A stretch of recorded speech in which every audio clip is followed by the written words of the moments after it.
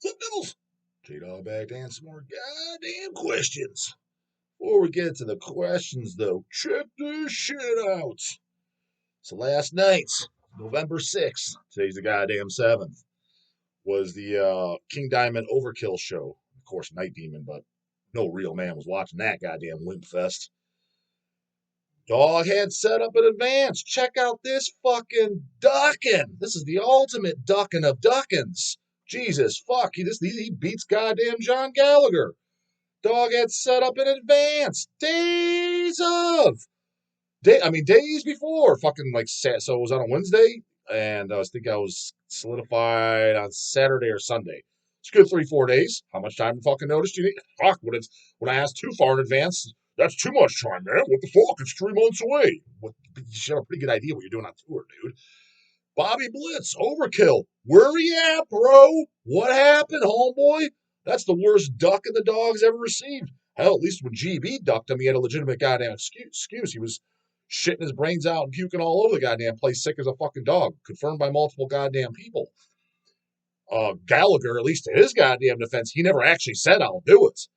So I was got Jeremy, the drummer, his phone number. I got that from, shout out to my boy Eric Al. Eric Al hooked it up. I asked around, I asked my boys. Know anybody that knows Bobby Blitz? Seems like nobody has that motherfucker's phone number for whatever goddamn reason.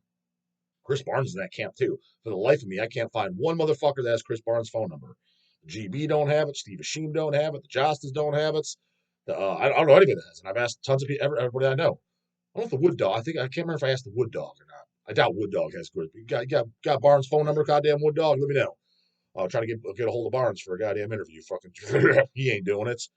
But anyways, set up through Jeremy, the session drummer. Seems like a cool dude too. Seems like a go-getter. Goddamn. Eric Al forwards his, sets it up and tells him to ask Bobby that I want to do an interview. And he said, yeah, talk to him. And he's up for it. And then Eric Al's like, just take it from here. He sent me Jeremy's number. I'm sure he confirmed it. Do you mind if I give him J-Dawg's number?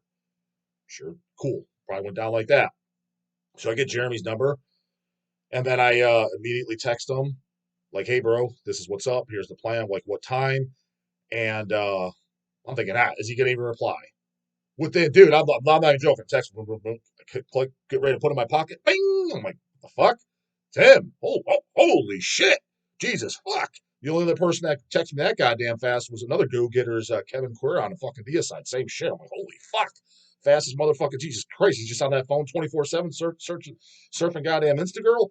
I don't know. But nonetheless, I liked it. I like fast replies, goddamn it. And he's like, yeah. Asked him. Good to go. I'm like, okay, cool. When and where? He's like 1:30 p.m. around there, around 1:30 p.m. But because it's probably around the time they get to Cleveland, and we'll do it on the bus. Cool, all good in the hood. I was like, I'll hit you up on Wednesday to see where you're at about. Because I'm not just driving up to the Agora, 35, 40-minute drive up in that shithole fucking ass that it's in the goddamn hood pretty much. Not driving up there because then drive back for the show because 1:30. I'm not just staying up there the goddamn after the interview's done. I'm not just staying up in goddamn shithole Cleveland. I'm gonna get stuff done. So I'll drive back home, back to the warehouse, get shit done. That was what I was planning on doing. So I was like, I'll hit you up around noon. See where you're at. Cool, bro. Sounds good. Hit that iron fist.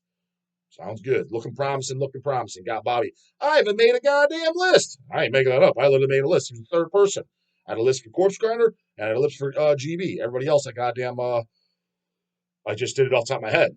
But Bobby Blitz, I actually had to listen. I had a good one, too, dude. Was going to talk about that 84 live demo. Because it's only 3 songs. Who's got the rest of that full set? I love how his voice sounds, no homo, and how the songs goddamn sound. I love the commentary in between. Check this motherfucker out. He sounds like Lemmy. Time to fuck it up. Time to fuck it up. Time to fuck it up. None of these fucking hoagies that interviewed him, just look it up. I guarantee not one of those goddamn JoJo fucking chomos have even heard that goddamn demo. Dawg owns it on vinyl, of course. Boots are best. I don't know if it's recognized as official demo because it's not on Metal Archives, but it had a full cover everything. I was going to say, dude, does anybody, or maybe Mama, somebody track them down if they have the full live show of that? Because it's only 3 songs released as a demo.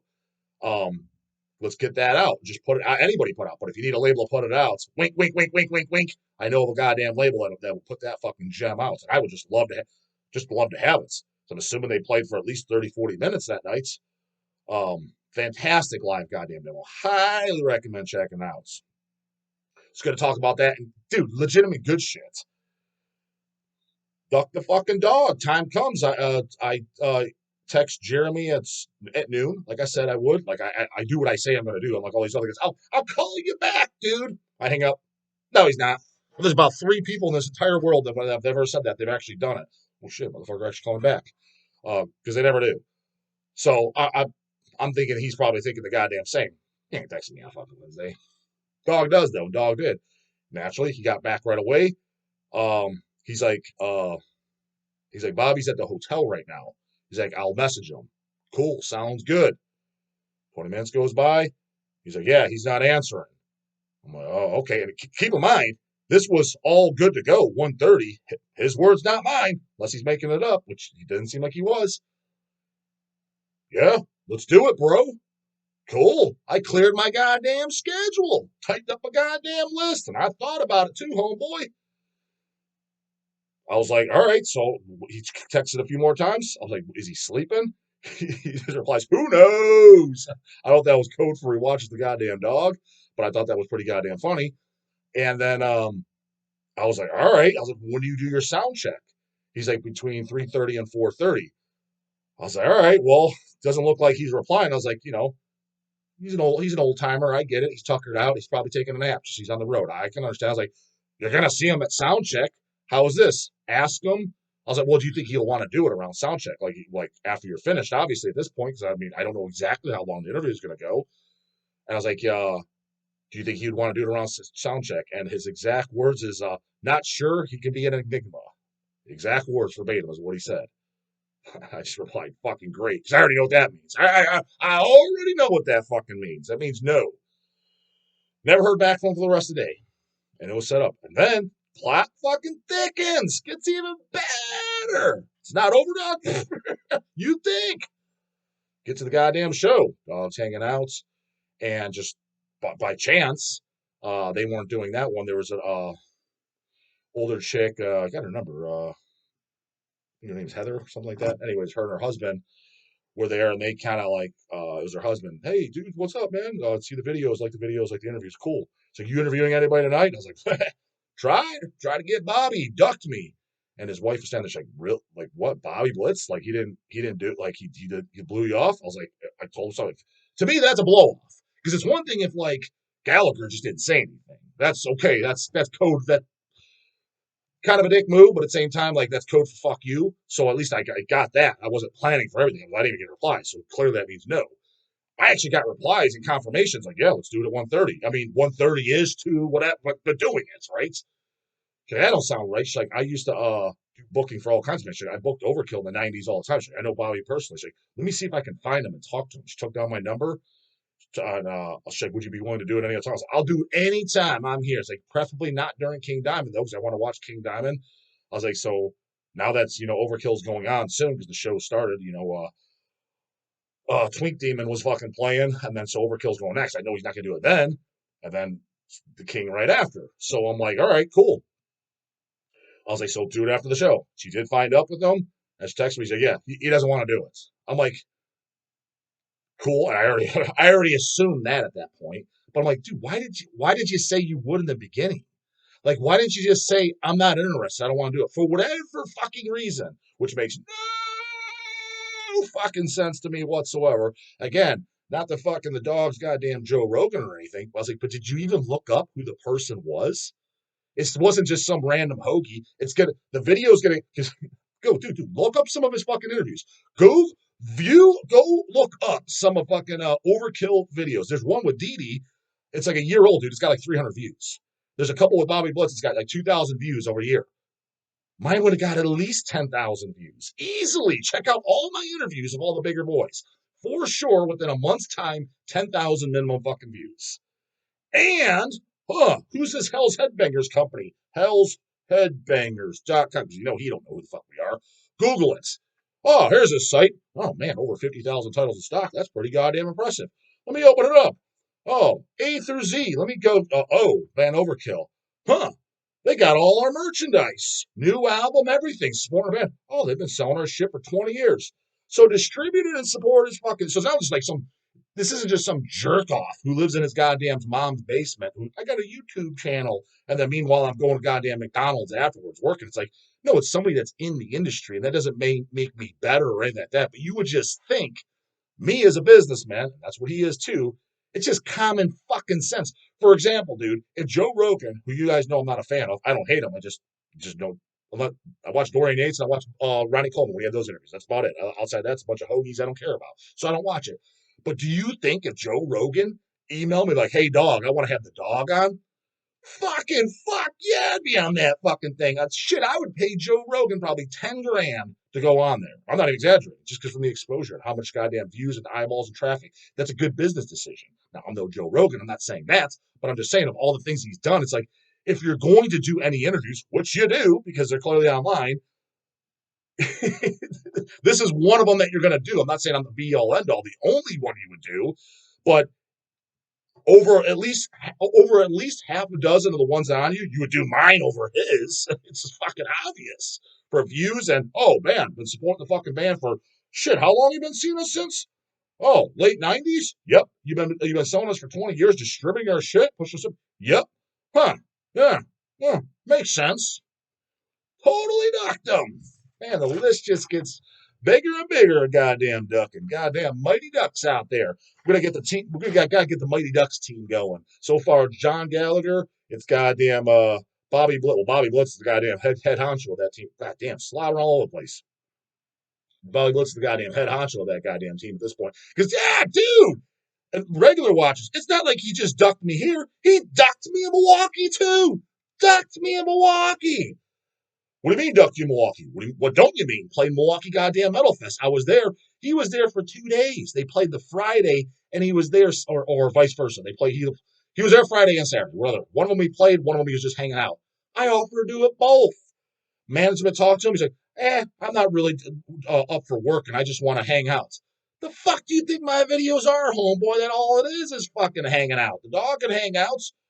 Dog can drink some beers. That's all he's fucking doing. You know when he says hang out, what else does that entail? What are you hanging out doing? You're sitting on the couch, you're drinking beers, and you're talking shop. That's what you're doing. Yep. So my interviews are, homeboy. What's the problem? That's what it is. So ducked me there, and then in Cleveland with the confirmation, ducked me again. Two strikes, you're out, homeboy. I'm not even waiting on three. I know you fucking already got the third strike. You'd be out because you ain't doing it. So yeah, double duck. So who else? GB obviously got slashed off the ducking list, but yeah, we gotta get that Mighty Ducks team going. I have a huge feeling goddamn Carl Sanders is entering that fucking thing too. 2 emails, no goddamn reply. Chris Barnes, I don't know if he'd be considered a ducking, but at the same time, kind of a ducking. I gave him the goddamn laundry list of fucking reasons of why he should be doing it. I mean, definitely been supporting the band for fucking forever. Talked about there's a fucking rap battle for fuck's sakes between not made by me, nothing to do with me. Rap battle between me and Barnes. You would think, oh, if I'm going to do an interview, this is the guy to do it with because it's going to get shitloads of views. Jesus fuck, man, these businessmen, holy fuck, shittiest businessmen on earth. God damn it. Hey, let's get these goddamn questions. But yeah, starting up that goddamn Mighty Ducks team. Robert Dolezel. Question. What's up, J-Dog? Just sent the PayPal. Yep. I remember several months back you were discussing how the Torture LP was out of print and you were approaching Metal Blade about getting the right/license to repress it. You have it slightly correct, but slightly off. To recall you saying, I know I'm going to get fucked in the ass in this deal.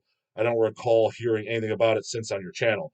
So no, I never contacted Metal Blade for it. What it was is it was announced. Somebody said, "Hey, Evisceration, Plague, and Torture are long out of print, and they go for over $100 on Discogs. They were the ones that never been repressed." I'm like, "Oh, that's okay." I didn't because I already owned them.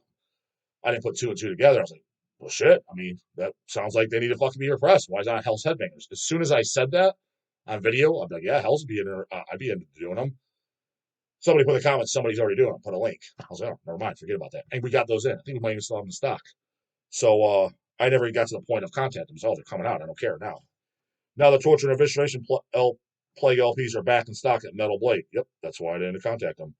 This, I assume, is directly related to your efforts. Nope, zero to do with me. Just sheer coincidence. I was wondering if Metal Blade ever responded to you. Never got that far, and I wouldn't have contacted them directly anyways. I would hit up the contact this Ula guy in Germany who represents Metal Blade, and he represents several labels. He's who we do the Cannibal Corpse cassettes by. Still have some Cannibal Corpse cassettes left in stock. They're getting low though, goddamn it! I think the Worm Infested. I think that's completely sold. One of them's completely sold out. I think it's Worm Infested.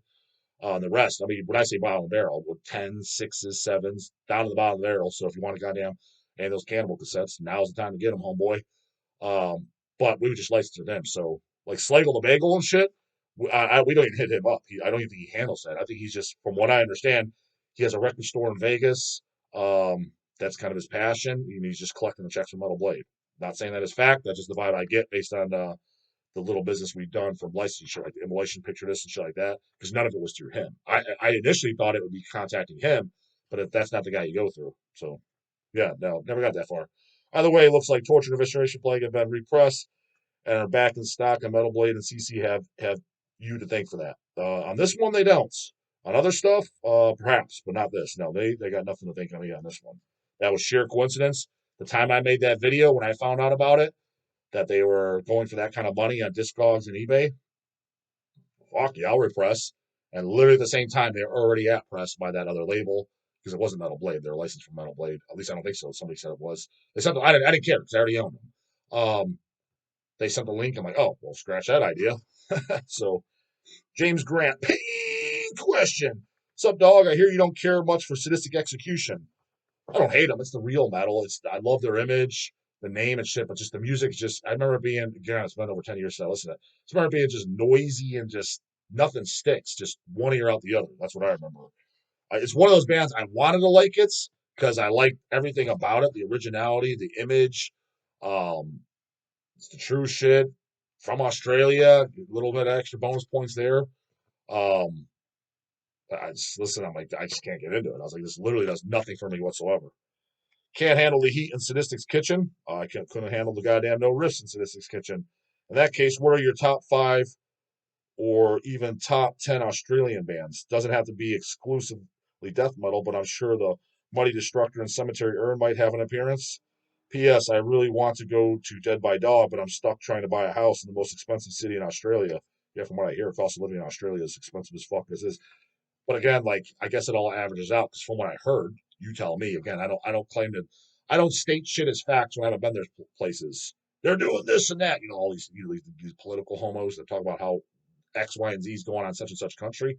How many countries you been to, bro? I never been out of the country. Shut the fuck up, then, man. You don't know shit. You're just regurgitating what you heard on your dumbass Fox News or whatever dumbass Joe Rogan outlet you listen to. You don't know. You're just regurgitating. Shut the fuck up. Unless you've been there and saw it yourself, you don't fucking know. So what I'm regurgitating from what I heard, because I've never been to Australia, Australia's expensive as fuck, but like literally McDonald's, they pay them like the person at McDonald's is making like $20 an hour. And how's my aim? That's what I heard. Is my regurgitation correct or incorrect? Don't give a shit either way, but that's what I heard. Most expensive city in Australia, so can I at least store more records? If the fest is a success and you do a second, I'll be there for sure. Well, I mean, to be honest with you, I don't blame you at all for not showing up on Australia. If anybody shows up and you're crossing the ocean, I remember there's that one group. There's that what's her name, Lori or Laura? I think it was Lori. So it was some chick from Canada said she's coming up with her husband and a group of friends. I think said the council. Well, the goddamn council see this again. I think that's what the statement was. So that's the only out of country that said they're coming, which is impressive. But I'll be really impressed if you cross the ocean in every capacity. So if you're coming from France, Spain, Germany, Australia for sure, that's a hell of a trip. Japan, you know, crossing the goddamn ocean. I'll be just to come to Dead by Dawg. I'll be make sure to come up to me. Dawg actually does want to meet you for sure. And again, all of you guys, that's part of the goddamn. Not that I'm some celebrity, but people like to come up to me. And again, I mean, I kind of joke around and I bust balls and shit like that. I get it because, you know, I was like, I actually kind of lightened up a little bit just because I felt weird. I was like, unless I had a legitimate question for them. I do that for the YouTubers I follow too in the Bible world. Like they're all there, the Olympian shit like that. They're just walking around. I didn't go up to all of them. I only went up to a couple that I'm like, I legitimately have a question for them. Like I have something. Like a theory of mine or something and just get their take on it. But a few I didn't, like, for example, Dennis James, retired bodybuilder. I love his podcast. I've seen Dennis, shit, I think fucking 5 years now.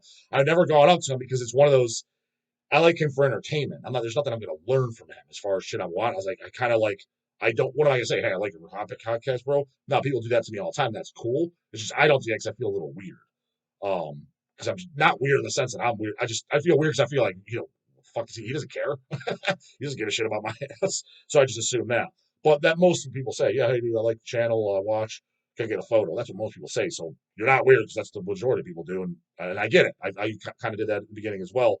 Now I just kind of feel like I'm just bothering them. I don't want to, but you're probably not because it ain't bothering me. So at the end of the day, but yeah, if you come from across the ocean, do come up because oh shit, fucking motherfucker likes the shit that much. God damn impressive. As far as favorite bands from Australia, Destroyer 666, Hobbs, Angel of Death. You guys had the best Incubus ever, but they changed their name to Spectral Birth. They did one demo under Incubus called Sinful Dreams. That is the best Incubus by a fucking milestone. It's better than Serpent Temptation, which I love that fucking record, and the Beyond the Unknown, that Louisiana one, the Florida one, God Died on His Knees.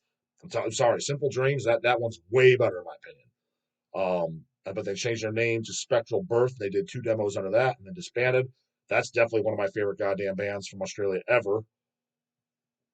Um, I don't know if I'd say Martyr because I love the self-titled Martyr 7-inch. After that, there's the Lucifer one and shit.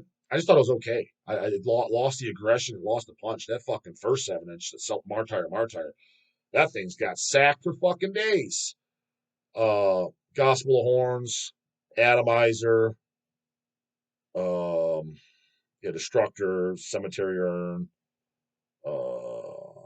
A band nobody else brings up, but it's on Hells that I do like as well.